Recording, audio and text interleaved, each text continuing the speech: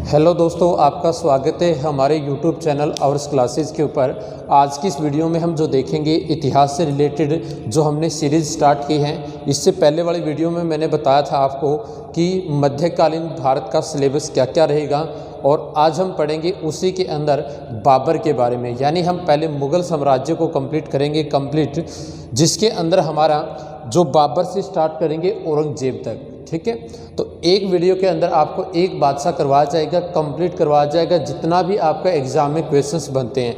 तो आज हम यहाँ पर स्टार्ट करते हैं बाबर के बारे में। बाबर, ठीक है, इस चीज़ को ध्यान में रखना। तो बाबर की बात करें हम 1526 से लेकर 1530 तक इसका शासन रहता है भारत के ऊपर। ठीक है, एक तो कार्यकाल इम्पोर्टेंट है आपका 1526 से लेकर 1530 तक। अब हम बात करते हैं कि जो बाबर का जो संबंध था वो कहाँ से था। बाबर का जन्म आपने ध्यान में रखना है 14 फरवरी 1483। 14 फरवरी 1483 को इसका जो शासन हुआ था वो फरगना एक रियासत हुआ करती थी। इसके पिता यहाँ के शासक हुआ करते थे, और इसमें एक जगह आती है अंधीजान नामक स्थान पर क्या हुआ था, बाबर का जन्म हुआ था। और बाबर के पिता का नाम था शेख उमर मिर्जा।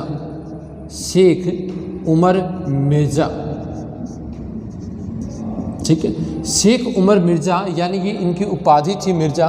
और बात करें आपने यहाँ पर भी ध्यान में रखना है 1507 में बाबर ने अपनी जो पैतृक उपाधि थी उसको त्याग कर बादशाह की उपाधि धारण की थी। बादशाह, ठीक है, बादशाह की उपाधि धारण की थी। और जब ये 1526 में भारत पर आए थे, यानी भारत पे शासन स्टार्ट किया था, तो इन्होंने इस उपाधि से अपने भारत में शासन किया, यानी ये कहलाए बादशाह। ठीक है, इस चीज़ को ध्यान में रखना। आगे हम बात करें यहाँ पर इसका जो प्राचीन इतिहास की बात करें, एक भारत के अंदर तैमूरलंग का आक्रमण हुआ था भारत में 1398 के अंदर। 1398 में तैमूरलंग, और तैमूरलंग जो है वो समरकंद का शासक बताया जाता था। समरकंद के शासक थे तैमूरलंग, और उस टाइम दिल्ली सल्तनत चलती थी भारत में। 1206 से लेकर 1526 तक का जो टाइम पीरियड था वो आपका दिल्ली सल्तनत का। इसी के टाइम भारत में 1398 की बात करें, भारत के अंदर चल रहा था तुगलक वंश, और तुगलक वंश के शासक थे नासिरुद्दीन। इस नासिरुद्दीन के टाइम क्या हुआ था, दिल्ली के ऊपर तैमूरलंग का आक्रमण हुआ था। इस तैमूरलंग का संबंध कहीं न कहीं बादशाह यानी मुगलों से है, क्योंकि इसी के उत्तराधिकारी में आता है कौन, बाबर। ठीक है, और बाबर की बात करें इसके उत्तराधिकारी में कौन से नंबर पे आता है, 5वां। यानी एग्जाम में पूछा जाता है, बताइए तैमूरलंग का बाबर कौन सा वंशज था, ये 5वां वंशज था। ठीक है, 5वां वंशज, यानी इस चीज़ को ध्यान में रखना। किस साइड से, तैमूरलंग। और तैमूरलंग को दिल्ली को बहुत लूटा था, और फिर ये समरकंद वापस चले गए थे। ठीक है, और दिल्ली को आपका क्या था, सेद वंश के हवाले कर गए थे। यानी हम बात करें खिर्ज खां।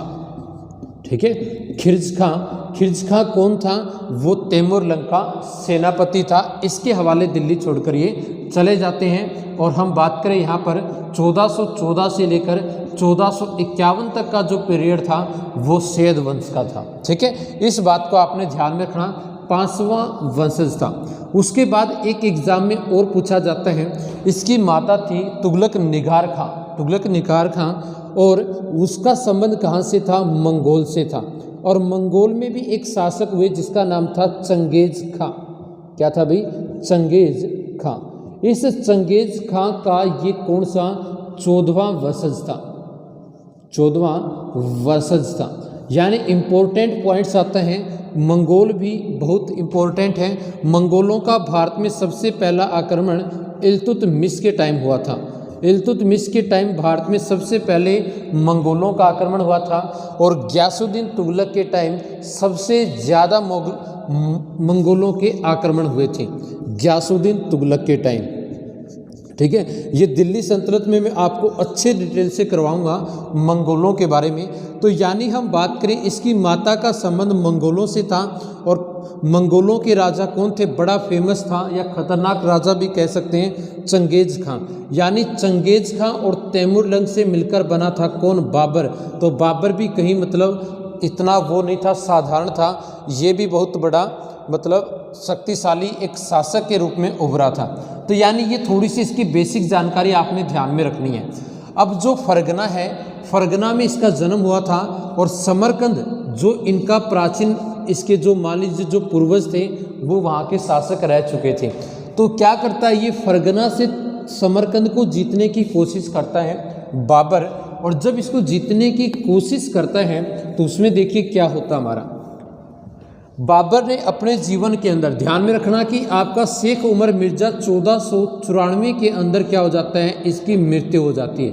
यानी इसके पिता की मृत्यु शेख उमर मिर्जा की 1494 में हो जाती है और 11 साल की उम्र में ही क्या बन जाता है, बाबर शासक बन जाता है।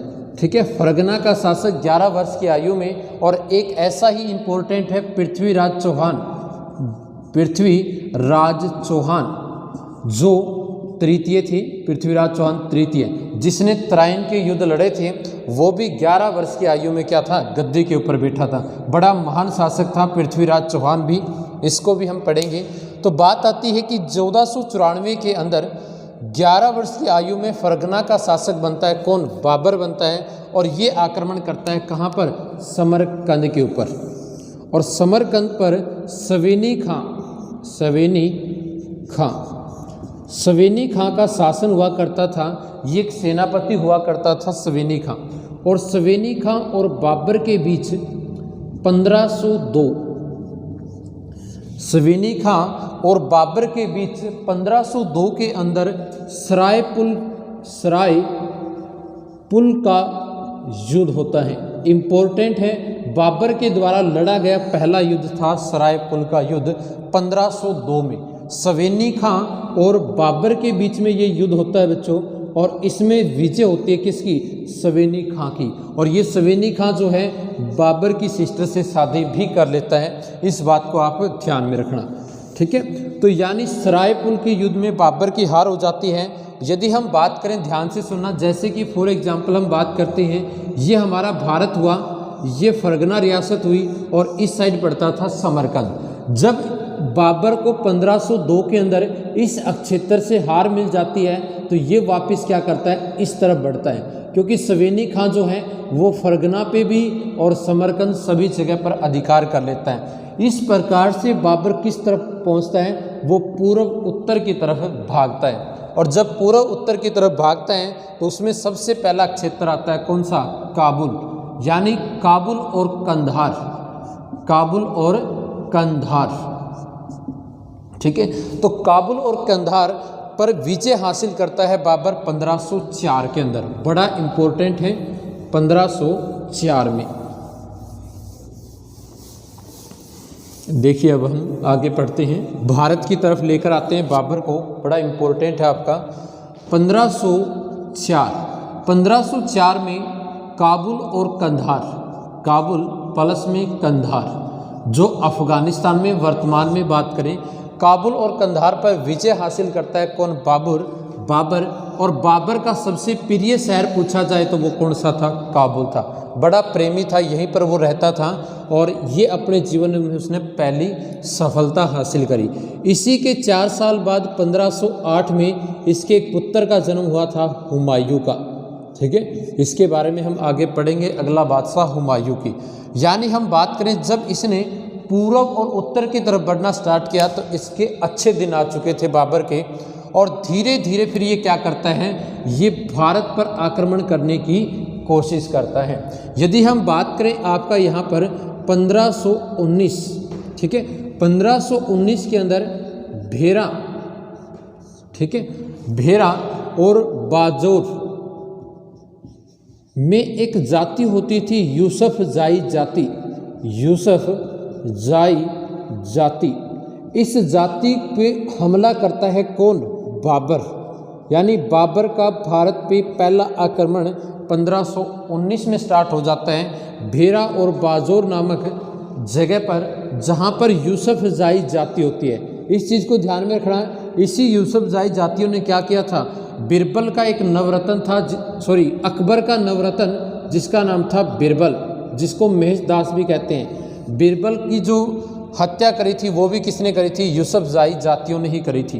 तो यानी इस जगह को इसने लूटा। भेरा और जो बाजोर हैं ये पंजाब वाले एरिया के अंदर पड़ती थी, और इस क्षेत्र से आगे आता था मान लीजिए पंजाब, और पंजाब में जो गवर्नर थे उस टाइम थे दौलत खां, और इसी का पुत्र था दिलावर खां, दौलत खां और दिलावर खां, यानी बाप और बेटा यहाँ पर थे। इस चीज़ को ध्यान में रखना। तो यानी 1519 से लेकर 1524 तक बाबर ने यहाँ पर 4 आक्रमण कर दिए थे भारत पर, ठीक है, 4 आक्रमण कर दिए थे। यानी बाबर का भारत पर 5वां जो आक्रमण था वो 21 अप्रैल 1526 को हुआ था, ठीक है। तो यानी ये पॉइंट्स आपने यहाँ पर ध्यान में रखने हैं, और यहीं से ध्यान में रखना बाबर ने भारत के अंदर क्या क्या चीज़ें शुरू करी। सबसे पहला पॉइंट्स आता है तोपों का प्रयोग, ठीक है। तोपों का जो प्रयोग है वो बाबर ने यहाँ पर किया, ठीक है। उसके बाद आता है तुलगामा युद्ध नीति। इस नीति की शुरुआत भी बाबर ने यहाँ पर की थी भारत के अंदर, ठीक है। यानी सेना को टुकड़ों में बांटना वो कहलाती थी तुलगामा नीति। तोपों का प्रयोग किया, बंदूकों का प्रयोग किया, ठीक है। यानी इस प्रकार से इसने भारत के अंदर नई युद्ध नीतियों का प्रयोग किया था। इसी कारण से इसकी छोटी सी सेना के कारण इसने इतने बड़े भारत पर क्या कर ली, विजय हासिल कर ली थी बाबर ने। अब हम यहाँ पर पढ़ते हैं बाबर के महत्वपूर्ण 4 युद्धों के बारे में, ठीक है। उसके बाद हम देखते हैं आगे। फिर ये बातें आपने ध्यान में रखनी बच्चों, जो एग्जाम के लिए बड़ी महत्वपूर्ण है, उनके ऊपर हम यहाँ पर चर्चा कर रहे हैं, ठीक है। चलिए यहाँ पर देखिए, आपका बाबर के भारत पर 4 प्रमुख आक्रमण होते हैं, और 4 प्रमुख आक्रमणों में बात करें, सबसे पहला आक्रमण होता है पानीपत का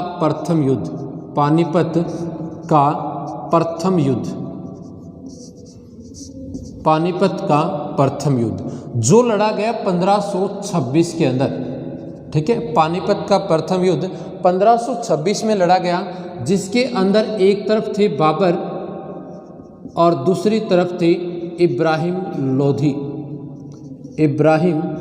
लोधी। ध्यान से सुनना, यहाँ पर इब्राहिम लोधी जो है दिल्ली सल्तनत का, या हम कह सकते अंतिम सुल्तान था। एक तो ये पॉइंट ध्यान में रखना है, अंतिम सुल्तान था, पहला पॉइंट्स।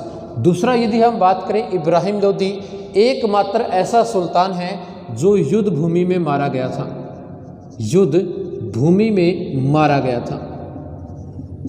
ठीक है, युद्ध भूमि में मारा गया था। इस चीज़ को ध्यान में रखना, इब्राहिम लोधी। यानी 1526 में पानीपत की पहली जो लड़ाई हुई उसमें क्या हुआ था, इब्राहिम जो लोधी है वो मारा गया था। इस बात को ध्यान में रखना। एक चीज़ और ध्यान में रखना, बाबर को भारत पर युद्ध करने का जो न्योता दिया था वो किसने दिया था। एक तो दिया था दौलत खां जो पंजाब का गवर्नर होता था, और एक थे इब्राहिम लोधी का चाचा जिसका नाम था आलम खां, ठीक है, आलम खां। इन 2 व्यक्तियों ने भारत पर बाबर को आक्रमण करने का न्योता दिया, और बाबर को साथ देने का जो वादा किया था वो किया था राणा सांगा ने, ठीक है। राणा सांगा ने साथ देने की कोशिश तो करी थी, यानी वादा तो कर दिया था, लेकिन उसने वो वादा निभाया नहीं, ठीक है। तो अक्सर वादे टूट जाते हैं। तो यहाँ से हम बात करें, आपका इन दोनों ने यहाँ पर दिया इसको आने का न्योता, और इसने दिया था साथ लड़ने का। कौन से युद्ध में, पानीपत के युद्ध में। इब्राहिम लोधी यहाँ पर मारा जाता है, और इसका फिर पानीपत के अंदर ही क्या है, मकबरा है। हरियाणा के पानीपत में इब्राहिम लोधी का मकबरा है। यहीं पर इसने क्या किया था, आपका एक मस्जिद भी बनवाई थी। ठीक है, इसके अंदर जो आपका पानीपत के अंदर एक बाग का निर्माण भी करवाया था। ठीक है, तो ये बातें आपने यहाँ पर ध्यान में रखनी है। उसके बाद हम बात करें अगला, दूसरा युद्ध लड़ा इसने खानवा का युद्ध भी। खानवा का युद्ध, खानवा का युद्ध लड़ा गया 1527 के अंदर, यानी अगले ही साल इसने ये युद्ध लड़ा। और इस युद्ध में कौन कौन थे, एक तरफ तो ये राणा सांगा और दूसरी तरफ थे बाबर। यहाँ से इम्पोर्टेंट पॉइंट्स बनेगा, राणा सांगा और बाबर के बीच में ये युद्ध हुआ था। और राणा सांगा के सेनापति थे हसन खां मेवाती, हसन खां मेवाती। ठीक है, जो एकमात्र यहाँ पर इस युद्ध में मुस्लिम थे, हसन खां मेवाती। राणा सांगा और बाबर के बीच में ये युद्ध हुआ था। राणा सांगा का बहुत सारे राजाओं ने साथ दिया था, लेकिन बाबर इस युद्ध में भी क्या हो जाता है, विजय हासिल कर लेता है। एग्जाम में क्वेश्चन पूछा जाता है कि बताइए बाबर के द्वारा पहली बार जिहाद का नारा कौन से युद्ध में दिया था। जिहाद का नारा, तो जिहाद का नारा जो दिया था बाबर ने, वो दिया था खानवा का युद्ध के अंदर। जिहाद का मतलब होता है धर्म युद्ध, यानी किस युद्ध को धर्म युद्ध कहा गया, वो कहा गया खानवा का युद्ध। यानी ये युद्ध एक हिंदू और मुसलमानों के बीच लड़ा गया। इसने ये नारा देकर अपने सैनिकों में जोश भरा और राणा सांगा के खिलाफ इस युद्ध में विजय हासिल कर लेता है। और जैसे इस युद्ध में विजय हासिल कर लेता है तो ये उपाधि धारण करता है कलंदर की। ठीक है, कलंदर और गाजी। ठीक है, गाजी यानी गाजी वो व्यक्ति कहलाता था, वो उपाधि धारण करता था जो अपने जीवन में, मतलब कहने का मतलब कभी युद्ध नहीं आ रहा था। तो इसने गाजी की उपाधि धारण की थी, लेकिन सरायपुल का युद्ध ये हार भी चुका था। कलंदर की उपाधि धारण करी थी इसने खानवा का युद्ध। और पानीपत के युद्ध के बाद इसने क्या किया था, जो काबुल था, काबुल के अंदर चांदी के सिक्के बंटवाए थे। चांदी के सिक्के, चांदी के सिक्के बंटवाए थे इसने पानीपत के अंदर। इस बात को भी आप ध्यान में रखना। और उन सिक्कों को कहा गया था शाहरुख, शाहरुख नाम भी दिया गया था। काबुल में भी बंटवाए थे और कंधार में। प्रत्येक नागरिक को एक एक सिक्का दिया था पानीपत के युद्ध की विजय के बाद। और खानवा का जो युद्ध हुआ था उसके अंदर जिहाद का नारा और कलंदर की उपाधि धारण की थी। तीसरा युद्ध लड़ा इसने चंदेरी का युद्ध। चंदेरी का युद्ध, चंदेरी के युद्ध की बात करें हम बच्चों, यहाँ पर ये लड़ा गया था बाबर और मेदिनी राय के बीच में। मेदिनी राय, एक आता है चंदावर का युद्ध भी आता है, चंदावर का युद्ध। चंदावर का युद्ध का संबंध हम ध्यान से सुना, ये था आपका जयचंद और गौरी के बीच। बच्चे यहाँ पर कंफ्यूज होते हैं, वो चंदेरी है और ये चंदावर है, जिसमें गौरी की विजय हासिल हुई थी। 1194 में ये युद्ध लड़ा गया था और ये लड़ा गया आपका 1528 के अंदर। 1528 में चंदेरी का युद्ध लड़ा, जिसमें बाबर और मेदिनी राय के बीच हुआ था। मेदिनी राय इस युद्ध में मारा जाता है और मारने के बाद यहाँ की जो जनता थी, ठीक है, और उसमें जो महिलाएं थी, वो महिलाएं क्या करती हैं, जोहर व्रत धारण करती हैं। क्या करती हैं भाई, जोहर व्रत धारण करती है। यहाँ से भी इम्पोर्टेंट पॉइंट्स बनता है। जोहर व्रत का मतलब क्या होता है, एक अग्निकुंड होता है और जो महिलाएं विधवा हो जाती है वो स्वयं को आग के हवाले कर देती है, वो कहलाता है जोहर व्रत। और जब महिला को जबरदस्ती चिता में डाला जाता है वो कहलाती है सती प्रथा। तो बाबर के द्वारा अपने जीवन में पहला जोहर व्रत कहाँ पर देखा था इसने, वो देखा था चंदेरी, यानी इस युद्ध के बाद। ठीक है, अपने जीवन में पहला जोहर व्रत। उसके बाद आता है फिर घाघरा का युद्ध। घाघरा का युद्ध, घाघरा का जो युद्ध है वो लड़ा गया 1529 के अंदर। 1529 में लड़ा गया घाघरा का युद्ध, जिसके अंदर आपका एक तरफ बाबर थे और एक तरफ बाबर और एक तरफ थे महमूद लोधी। महमूद लोधी, बाबर और महमूद लोधी के बीच 1529 के अंदर लड़ा गया घाघरा का युद्ध। यह युद्ध भारत में हम कह सकते हैं या बाबर के जीवन में पहला युद्ध था जो जल और सथल दोनों जगह पर लड़ा गया था, जल और थल के ऊपर लड़ा गया।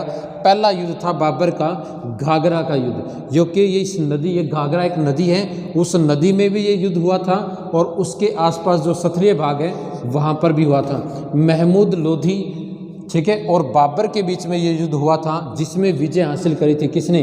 बाबर ने। यानी हमने जो चारों युद्ध पढ़े उन सभी में क्या हुई थी? बाबर की विजय हुई। आगे हम बात करें, एक मुस्ताफ अली,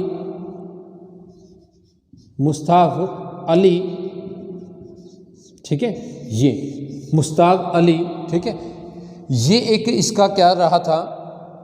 इसका तोपची रहा था।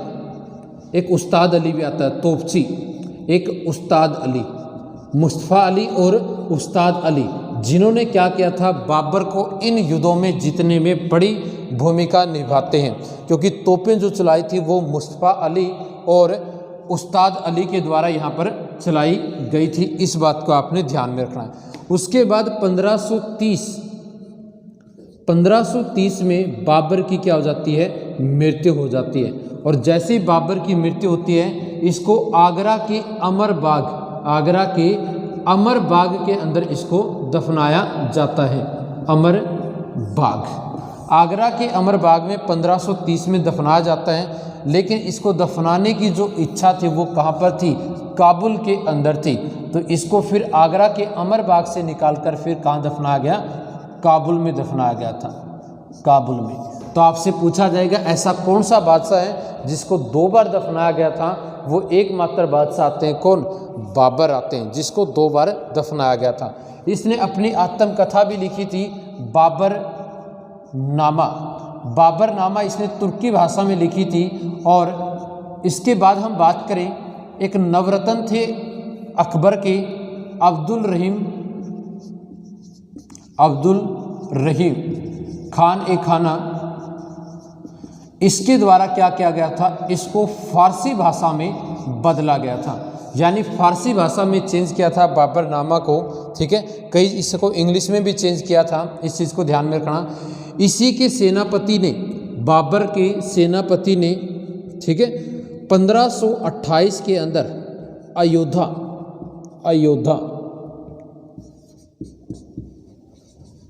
अयोध्या स्यूर नदी के किनारे, कहाँ? स्यूर नदी के किनारे बाबरी मस्जिद का निर्माण करवाया था। बाबरी मस्जिद का निर्माण भी इसी से संबंधित है, ध्यान में रखना। इसके सेनापति के द्वारा इस मस्जिद का निर्माण करवाया गया, जिसमें आज हम यहाँ पर क्या बनवा रहे हैं? आपका राम मंदिर का निर्माण यहाँ पर हो रहा है, वो हम देखेंगे। तो यानी हमारा जो बाबर से संबंधित जितने भी एग्ज़ाम के अंदर महत्वपूर्ण प्रश्न बनने हैं वो हमने इस वीडियो के अंदर चर्चा करें। उसके बाद हम देखेंगे इससे अगला जो बादशाह होगा, ठीक है। तो इस वीडियो में इतना ही है दोस्तों। वीडियो अच्छा लगे तो लाइक करें और ज़्यादा से ज़्यादा चैनल को शेयर करें।